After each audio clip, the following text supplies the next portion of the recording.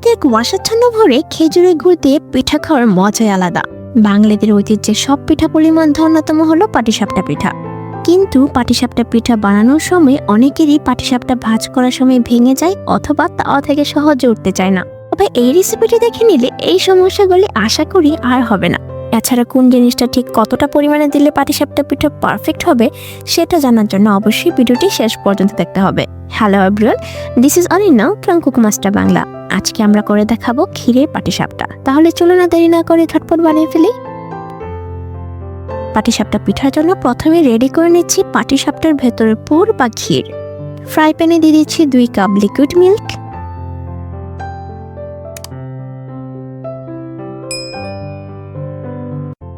বলক উঠে এসেছে, দিয়ে দিচ্ছি 1/4 কাপ চিনি। চিনিটা অবশ্যই স্বাদ অনুসারে ব্যবহার করবেন। আবার অনেকেই আছেন যারা ক্ষীরে চিনিটা পছন্দ করেন না, তারা কিন্তু অবশ্যই চিনিটা স্কিপ করে নেবেন। মিল্ক ভালো করে জাল দিয়ে পরিমাণে কিছুটা কমিয়ে নিতে হবে। অনেকটা কমে এসেছে। এখন 2 চামচ চালের গুঁড়া জলে মিশিয়ে দিয়ে দিচ্ছি। চালের গুঁড়া দেওয়ার পরেই দেখবেন ক্ষীর অল্প সময়ে জমে যাবে আর পরিমাণেও অনেকটা বেড়ে যাবে।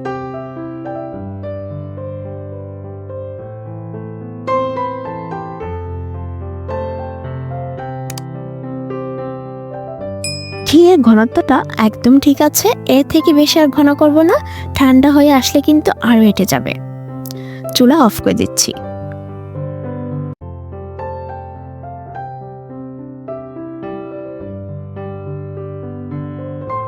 পাটিসাপটার ব্যাটার রেডি করে নিচ্ছি।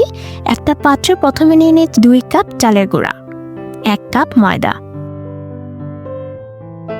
সাথে দিচ্ছি অল্প লবণ, 1/2 চামচ থেকেও কম দিয়েছি, 1 টেবিল চামচ মিল্ক পাউডার। উপকরণগুলোকে মিশিয়ে নিচ্ছি।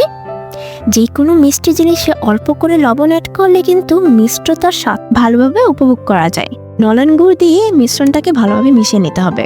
এই সিজনে নলেন গুড়ের পাটিসাপটা খাওয়ার মজাই আলাদা। আমি এখানে লিকুইড গুড় ব্যবহার করেছি, আপনারা কিন্তু পাটালি গুঁড়ো ব্যবহার করতে পারবেন। যারা চিনির পাটিসাপটা পছন্দ করেন তারা নলেন গুড় স্কিপ করে চিনি অ্যাড করে নিলেই হবে।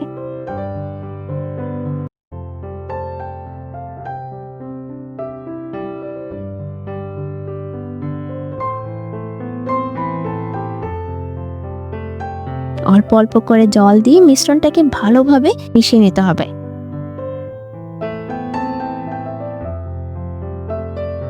ব্যাটার কিন্তু ভারী করা যাবে না, চিতই পিঠার ব্যাটারের মতোই পাতলা রাখতে হবে। ঠিক এই রকম ব্যাটার রেডি। মিষ্টি চেক করে নিয়েছি, একদম পারফেক্ট আছে।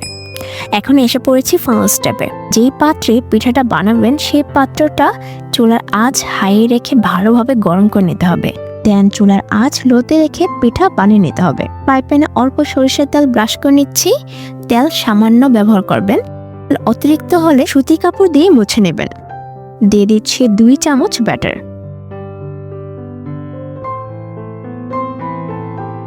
হালকাভাবে ব্যাটারটা ছড়িয়ে দিতে হবে।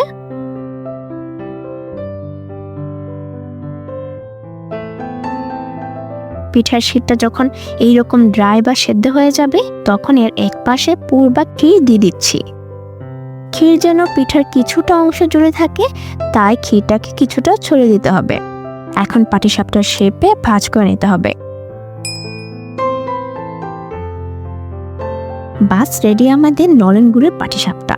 খেয়াল রাখতে হবে তেল যেন অতিরিক্ত না হয় আর চুলার আঁচ বারবার কমিয়ে বাড়িয়ে না নিয়ে লোতে রেখেই সব পিঠা বানিয়ে নিতে হবে। তাহলে দেখবেন দেখতে আকর্ষণীয় আর লোভনীয় এই পাটিসাপটা খুব সহজেই বাড়িতে বানিয়ে নিতে পারবেন। সেম প্রসেসে সবগুলো পিঠা বানিয়ে নিচ্ছি।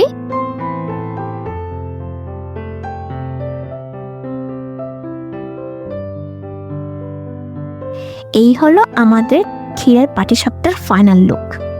দেখতে যতটা লোভনীয় হয়েছে, খেতে তার থেকে বেশি মজা হয়েছে।